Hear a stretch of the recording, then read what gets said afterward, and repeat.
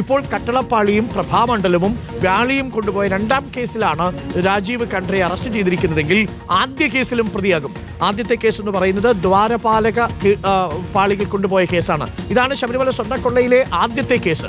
ആദ്യത്തെ കേസിലും രാജീവ് ഖണ്ഡ്ര പ്രതിയാകാൻ പോകുന്നു എന്നുള്ള വിവരമാണ് വരുന്നത്. അപ്പോൾ ഒരു ചെറിയ കഥയല്ല, ഇതിൽ തട്ടിപ്പ് നടന്നിട്ടുണ്ട് എന്നുള്ളത് SITക്ക് ബോധ്യമാവുന്നു. പോറ്റിയും തന്ത്രിയും തമ്മിലുള്ള ബന്ധം അത് ചെറുതല്ലാത്ത ബന്ധമാണെന്ന് പറയുന്നു. ഇതിനിടയിൽ മറ്റൊരു ട്വിസ്റ്റ് കൂടിയുണ്ട്. ED ഈ കേസ് ഏറ്റെടുത്തിരിക്കുകയാണ്. ശരൺ നമുക്കൊപ്പമുണ്ട്. Sharan, good morning Sharan. ED ഈ കേസ് ഏറ്റെടുക്കുമ്പോൾ ഇതിൽ ഇനിയിപ്പോൾ അവർക്ക് പരിധികളില്ലല്ലോ. 13ാമത്തെ പ്രതിയാണ് രാജീവ് ഖണ്ഡ്ര. ഒരു കേസ് ഇതിനകം തന്നെ രജിസ്റ്റർ ചെയ്യപ്പെടുകയും ചെയ്തിട്ടുണ്ട്. അതുകൊണ്ട് ECRൽ സ്വാഭാവികമായും ഈ SIT പ്രതിയാക്കിയ മുഴുവൻ ആളുകളും വരുമെങ്കിൽ രാജീവ് ഖണ്ഡ്രയും EDയുടെ അന്വേഷണത്തിൽ വരില്ലേ? ECRൽ രാജീവ് ഖണ്ഡ്രയും EDയുടെ കേസിൽ പ്രതിയാവില്ലേ?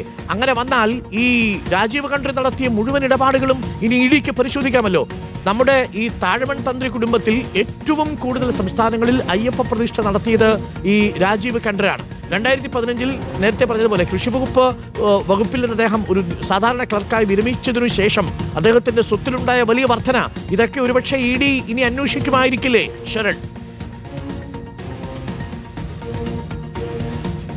Arunkumar, good morning. എന്തായാലും തന്ത്രി കണ്ഠര രാജീവ് അടക്കമുള്ള ആളുകളിലേക്കൊക്കെ തന്നെ ഈ അന്വേഷണം നീളുമെന്നുള്ള കാര്യത്തിൽ സംശയമില്ല.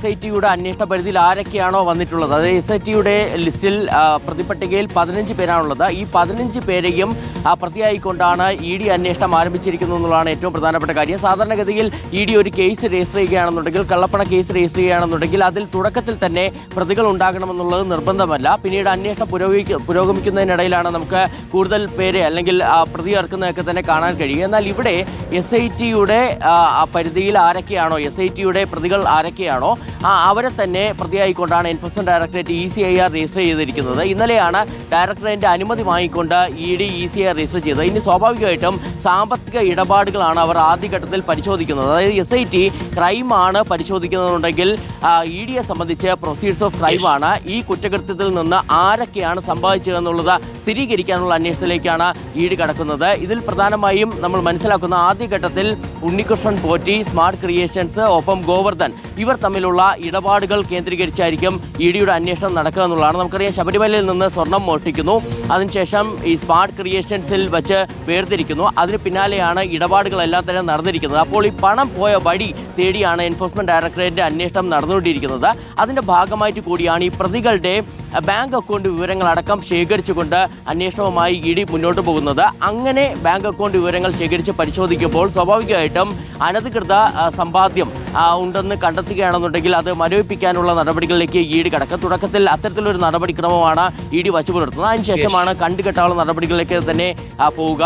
മറ്റൊരു പ്രധാനപ്പെട്ട കാര്യം, ഈ പ്രതികളെയൊക്കെ തന്നെ ചോദ്യം ചെയ്യേണ്ടതുണ്ട്. നമുക്കറിയാം, ഇപ്പോൾ SIT കേസ് പ്രതികൾ, അതായത് മുൻ ദേവസ്വം ബോർഡ് പ്രസിഡന്റുമാരായ A പത്മകുമാർ ആണെങ്കിലും N വാസു ആണെങ്കിലും ഒക്കെ ജയിലിൽ കഴിയുകയാണ്, റിമാൻഡിൽ കഴിയുകയാണ്. അപ്പോൾ സ്വാഭാവികമായിട്ടും ഇനി ഇവരെ ചോദ്യം ചെയ്യണമെന്നുണ്ടെങ്കിൽ കോടതിയുടെ അനുമതി വാങ്ങേണ്ടതുണ്ട്.